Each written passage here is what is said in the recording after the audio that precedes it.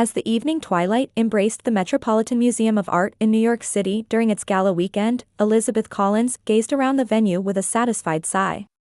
Her curated exhibition, A Dialogue Between Ancient and Modern, had finally opened, and prominent figures from the art world were approaching her one after another with words of congratulation.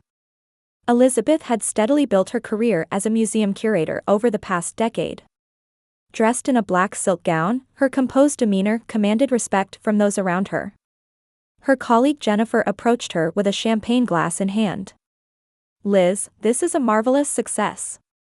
This exhibition will be the highlight of the year," she said with a smile. "Thank you," Liz smiled back. "This project has finally come to fruition after 3 years of planning." Jennifer hesitated slightly before asking, "By the way, when is your sister's wedding?" Liz's expression clouded momentarily. "Next month," she answered briefly before quickly changing the subject. She was lying. The truth was, she didn't know the details herself. The relationship between the Collins sisters, Liz and Rebecca, was complicated. Becky was a successful real estate agent specializing in prime Manhattan properties. With her flashy personality and sociable nature, Becky always loved being the center of attention. Meanwhile, Liz was introverted, valuing deep conversations and art over showiness. Their parents, Martha and Harold, were enjoying a comfortable retirement in an elegant neighborhood in Connecticut. Harold had found success in investment banking, while Martha was prominent in society circles, deeply involved in local charity work. Anyone looking at their family photos would see the image of a perfect family. However, beneath those smiles worked an invisible dynamic. From childhood, the parents had treated Becky as special.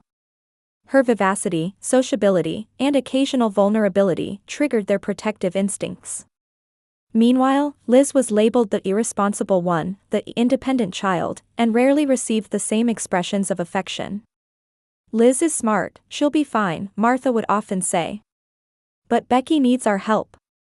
Those words never changed, not when Liz was honored as a high school valedictorian, not when her graduate research received international recognition, not when she was first promoted to curator. Her success was expected, Becky's smallest progress was to be celebrated extravagantly. Liz also didn't have much expected of her romantic life. She had focused on studies during her school years and prioritized her career during her formative professional period. She had dated several men before her early 30s, but never met anyone who truly understood her inner self. While her parents pretended to worry about her single status, they seemed to have resigned themselves to the idea that marriage wasn't for Liz. On the other hand, Becky's romantic history was always the family's focus. With each breakup, her parents spared no comforting words or financial assistance. Then 7 months ago, Becky had announced her engagement with much fanfare. Her fiancé was Jason Foster, an investment banker described as sociable, charming, and from a wonderful family.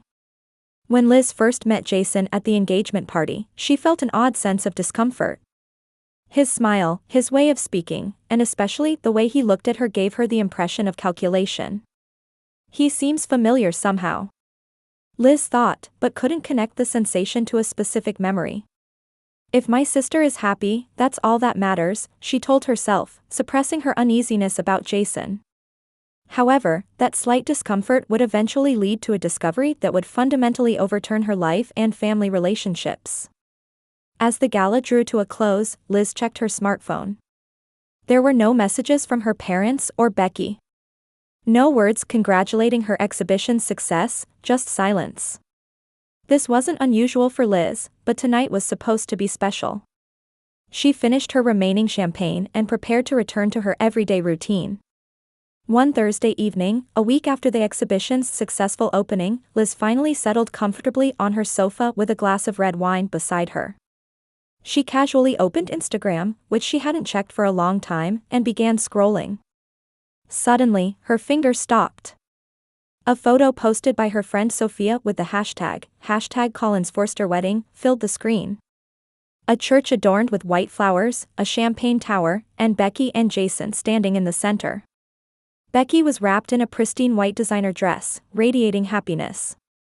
Liz checked the date in confusion. The photo had been posted last Saturday, the very day she had been busy with the museum's gala event. She quickly began checking other photos.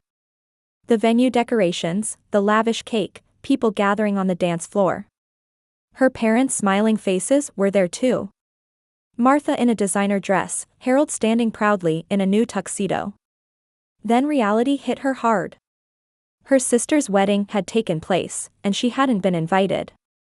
This must be some mistake, Liz told herself. Perhaps she had lost the invitation. Or maybe they didn't know her new address. But she had been living in the same apartment for 3 years. Her parents and sister knew her address perfectly well. With trembling hands, Liz dialed her mother's number. The call continued, but there was no answer. Her father's number yielded the same result. Finally, she tried Becky's number, but it immediately went to voicemail. Liz put down her smartphone and stared again at the Instagram photos. Everyone in the pictures looked like they were having a wonderful time. They showed no sign of missing her presence. Throughout the weekend, Liz repeatedly sent messages and made calls, but there was no response from her family. On Monday, she tried to focus on work, but her heartache only grew. By Wednesday afternoon, Liz had made a decision. She would visit her parents' home in Connecticut. She requested Friday off from her boss and set out by car on Thursday evening. She arrived at her parents' house just after 7 p.m. The familiar white 3-story house looked unchanged from the outside. However, the moment she entered, Liz felt that something significant had changed. A large wedding photo hung in the entryway, Becky and Jason holding hands before the altar. And in the corner of the photo stood her parents, looking proud. Without her. Martha came out of the living room in surprise. "What brings you here? You should have called ahead." Liz took a deep breath, trying to maintain her composure. "It seems Becky's wedding took place. Why wasn't I informed?" Martha was momentarily speechless, then shrugged. "Oh, that was just a change of plans. We had to move it up suddenly because of Jason's schedule. We wanted to let you know, but weren't you busy as usual?" "That's a lie," Liz said, controlling her trembling hands. "You knew about my exhibition long in advance. But I wasn't even invited." "Why?" At this moment, Harold appeared from the living room. His face showed confusion. "Elizabeth, what brings you here so suddenly?" "Dad, why wasn't I invited to Becky's wedding?" Liz repeated her question, looking alternately at both parents. A heavy silence filled the room. Martha and Harold exchanged glances, communicating something to each other. Finally, Martha sighed. "I'll be honest. As a single woman, it didn't concern you, did it? We didn't invite you because it would have been embarrassing." Those words were like a knife in Liz's chest. Embarrassing? What would have been embarrassing?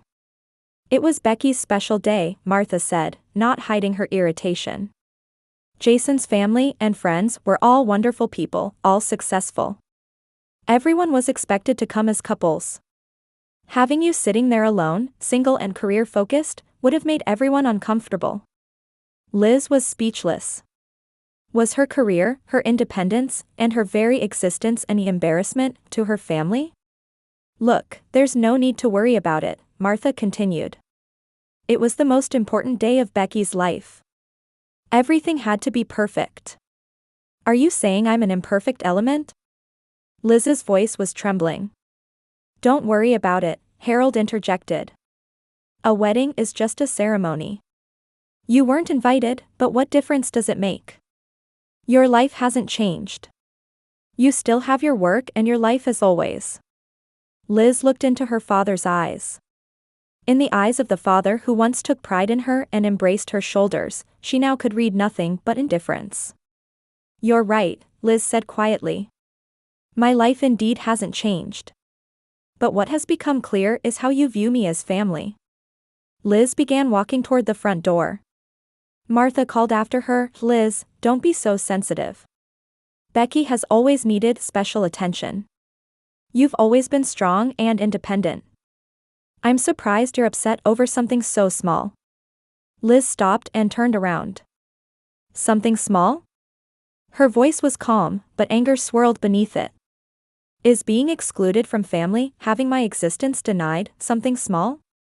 You're overreacting, Martha waved her hand. Anyway, the wedding was wonderful. It cost over $50,000, but it was worth every penny. Liz silently opened the door and stepped outside. The cool night air caressed her heated cheeks. Before getting into her car, she gazed at the warm light visible through the windows of the house. The place where her family belonged, where she was now completely an outsider. Back in her apartment, Liz stared at the Instagram photos again and began to cry uncontrollably. Her family's smiles, the lavish decorations, and the space where she didn't exist. Amidst the mingling sadness and anger, she steeled her resolve. I am no longer a victim, she thought. The next morning, an unexpected knock sounded at her apartment. Opening the door, there stood Becky with a designer bag over her shoulder and a smug smile. Surprise! Becky announced cheerfully. I came to see you. May I come in? Becky took off her shoes and stepped into Liz's apartment before being invited. She was wearing a glossy pink blouse with designer jeans, and a huge diamond ring glittered on her finger. Liz silently opened the door wider to let her sister in. Various emotions were swirling inside her, but she maintained a calm expression. Would you like some coffee? Liz asked flatly. Of course. But decaf, with oat milk if possible, Becky answered as she sat on the sofa in the living room. And no sugar, please, I'm on a post-honeymoon diet. While preparing coffee in the kitchen, Liz took several deep breaths. The humiliating conversation at her parents' house the night before was still etched in her mind. But now, with her sister appearing at her apartment, she thought she might have a chance to uncover the source of her discomfort. It was a lovely party, Liz said in a casual tone as she handed over the coffee. Becky smiled proudly. Yes, it was perfect. Mom and Dad made it such a wonderful wedding.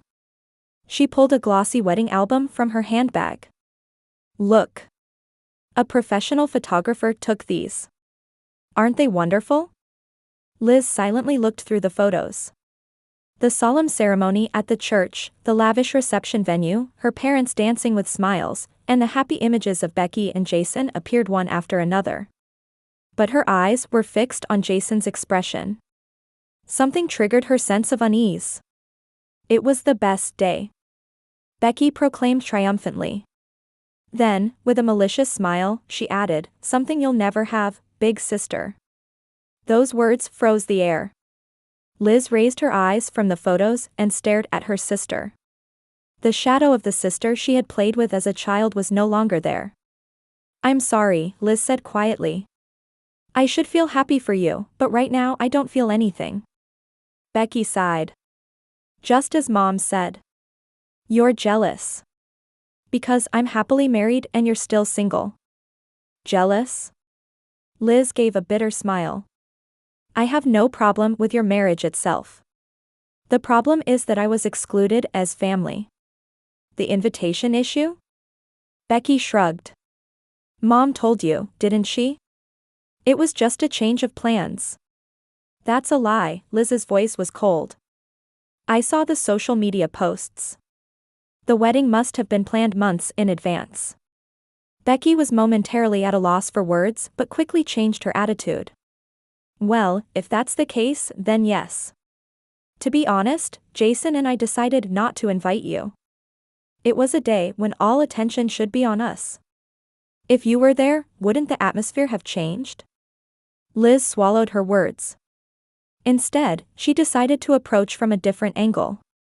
Tell me more about Jason. Is his family from New York? Yes, well. Becky answered somewhat vaguely. He does important work at an investment bank. He travels occasionally. Liz checked Jason's face in the photo again. At that moment, a flash of insight struck her. She remembered him attending a museum event several years ago. But his name seemed different then. His work takes him away often? Liz asked. Yes, he's away on business trips 2 or 3 days a week. But that's the secret to success, Becky said proudly. Last week he was in New Jersey. Liz kept this information in mind. She had a friend, Marcus, who worked as a private investigator. He had helped her investigate the authenticity of artworks on occasion. Becky stood up and put her bag over her shoulder. I've got to go now. I have a spa appointment. But I ordered copies of the album, and I'll give you one when they're ready. As a memento of our wonderful day. She left with a smug smile. The moment the door closed, Liz's expression changed. She picked up her smartphone and contacted Marcus. The next day, Liz met with Marcus in her office at the museum. I'd like you to investigate an old friend, she explained. Marcus raised an eyebrow. That's unusual. You normally ask me to investigate artworks. This is a personal matter, Liz said with a serious expression. I have an intuition that something is wrong. 3 days later, Marcus contacted her. Your instinct was right, he said. This Jason Foster also uses the name Michael Harris. And he doesn't work at Goldman Sachs. He's an independent investment advisor operating under multiple names. Liz suddenly felt her stomach sink. What else did you find out? He regularly visits a town called Montclair in New Jersey. I'm still investigating what's there. Liz thanked Marcus and asked him to continue his investigation. Over the weekend, she decided to go to Montclair herself. Montclair was a quiet suburban town with many trees.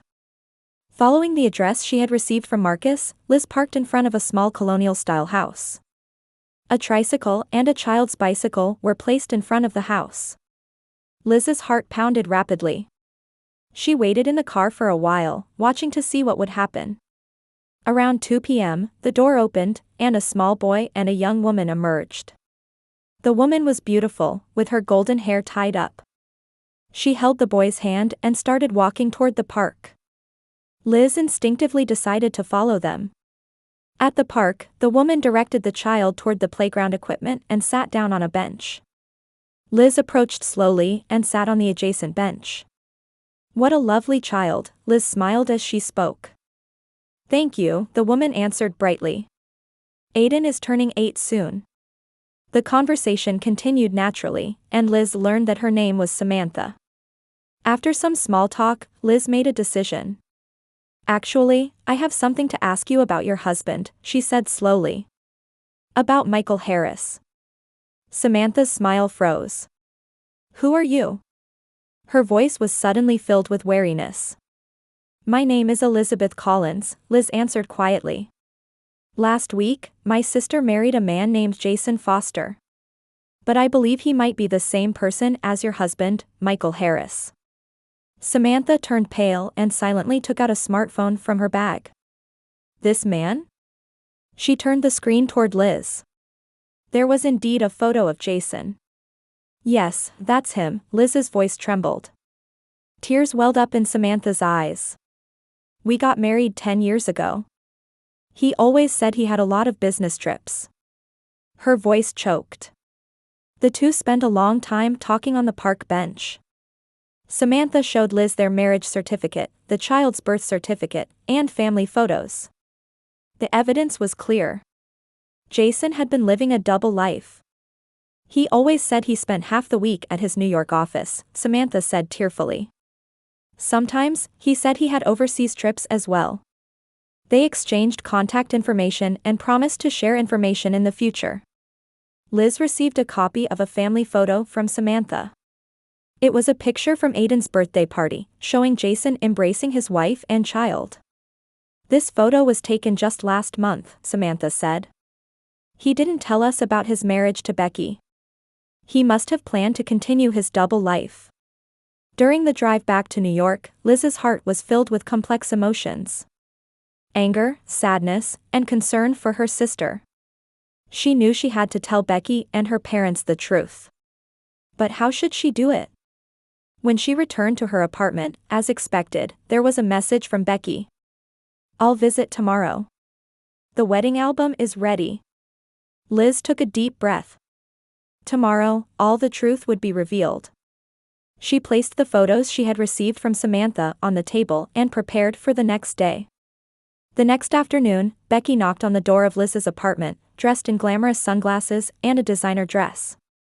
"Delivery," she called cheerfully. Liz opened the door and silently invited her sister in. Her expression was filled with quiet determination. "Coffee? Or wine?" "Wine is fine today," Becky answered brightly.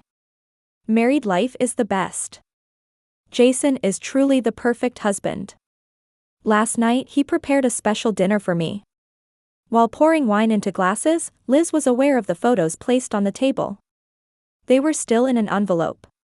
"Here's our wedding album." Becky took out a luxurious leather-bound album from her bag. "Mom ordered it specially. I had a copy made for you too." Liz took the album and quietly turned the pages. Numerous skillfully composed moments of a happy wedding. And on the last page, there was a large photo of Jason kissing Becky. "Can you tell me a bit more about your husband?" Liz asked gently. "Jason?" Becky smiled proudly. "He graduated from Harvard Business School and is very successful in the financial industry. We're about to purchase a luxury condominium in Manhattan once his bonus comes in." "Does he travel often?" "Yes, he's really busy. But that's the mark of a successful man, isn't it?"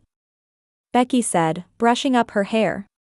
"Sometimes I feel lonely, but that's marriage, right?" Liz quietly reached for the envelope on the table. "Becky, there's something I want to show you." "What? A present for me?" Becky said happily. Liz silently took a photo from the envelope and placed it on the table. It showed Jason embracing another woman and a small boy, smiling in front of a birthday cake. Becky's expression changed completely. Her smile froze, and the color drained from her face. What is this?" Her voice was hoarse. "A photo taken last month," Liz answered quietly. "In Montclair, New Jersey." "It's photoshopped," Becky said with a trembling voice.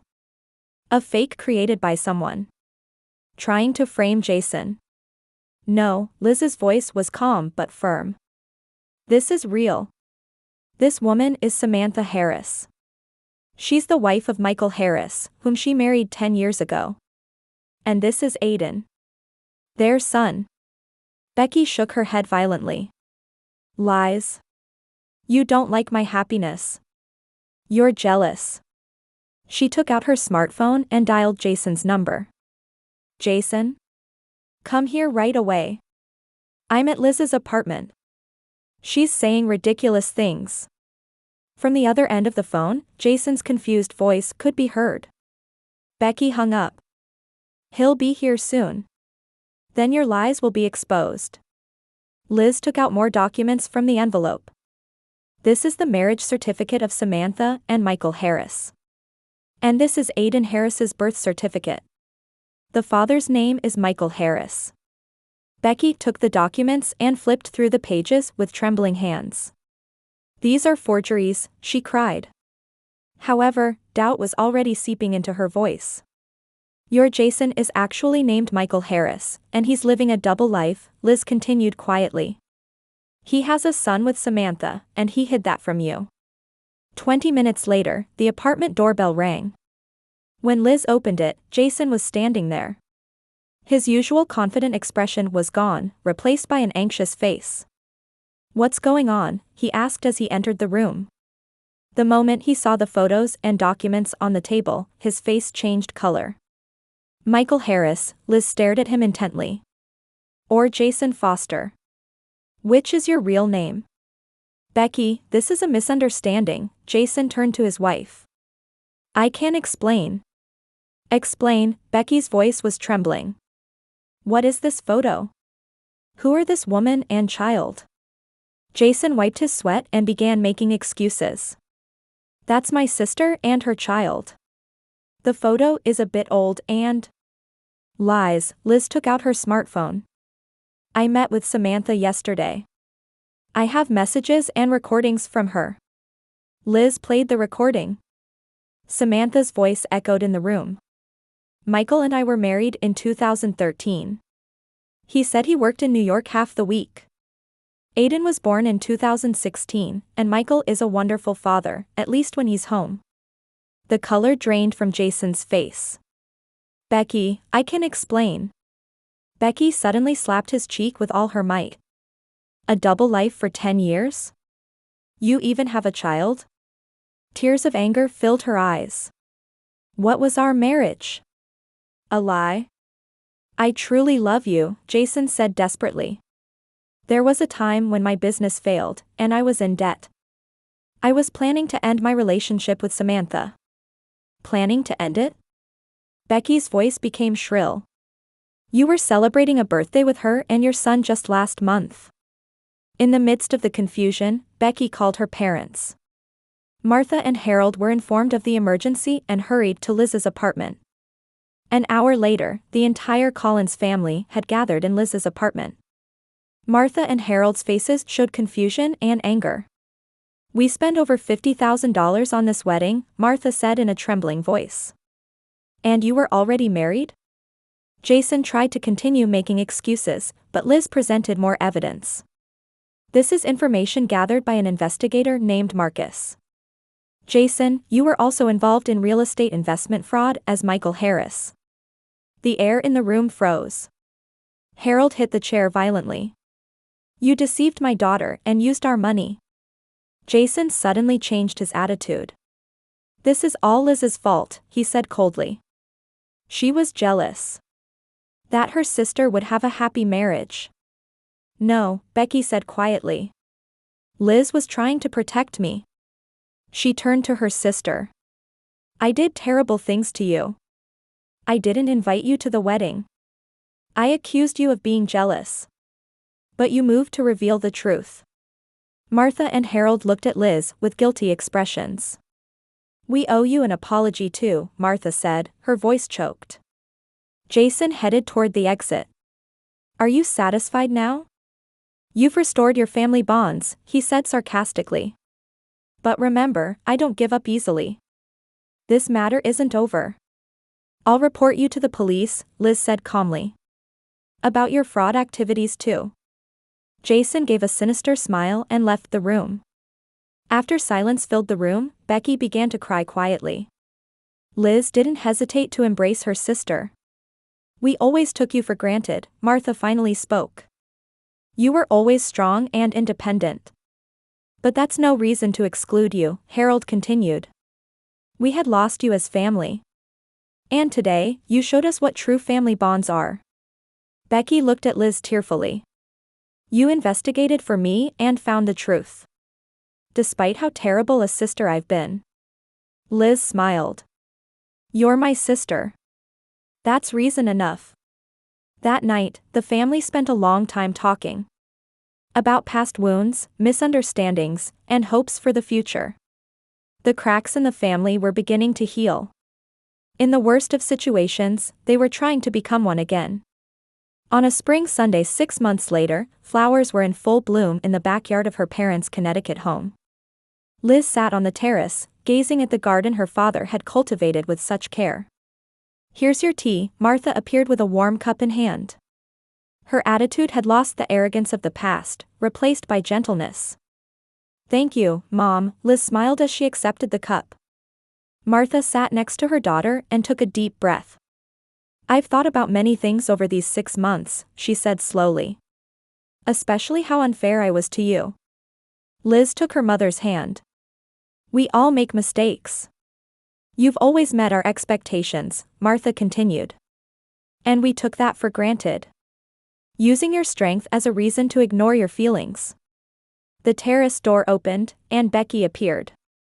She was not in the flashy clothes of before, but in a simple blouse and jeans. A serene expression had returned to her face. We have an hour until counseling time, Becky smiled at her sister. After Jason's double life was exposed, Becky had sunk into deep sadness. With the support of a therapist, she was beginning to show signs of recovery. The divorce proceedings were ongoing, with the final settlement still ahead, but she was trying to reclaim her life. I got an email from Samantha, Becky said quietly. Aiden performed very well in his school presentation. Surprisingly, Becky and Samantha had cultivated a gentle friendship through their common suffering. The two women had come to support each other as victims deceived by a fraudster. What happened with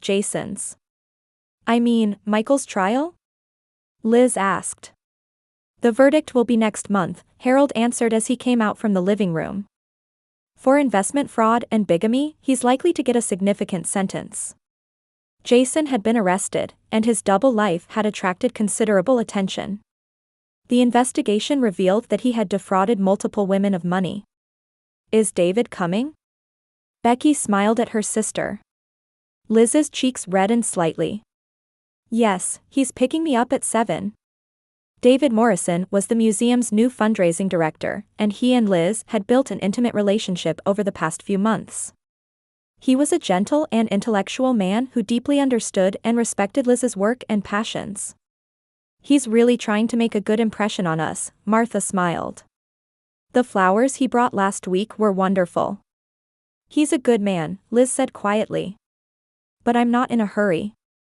Your happiness is most important, Harold placed his hand on his daughter's shoulder. We won't impose expectations on you anymore.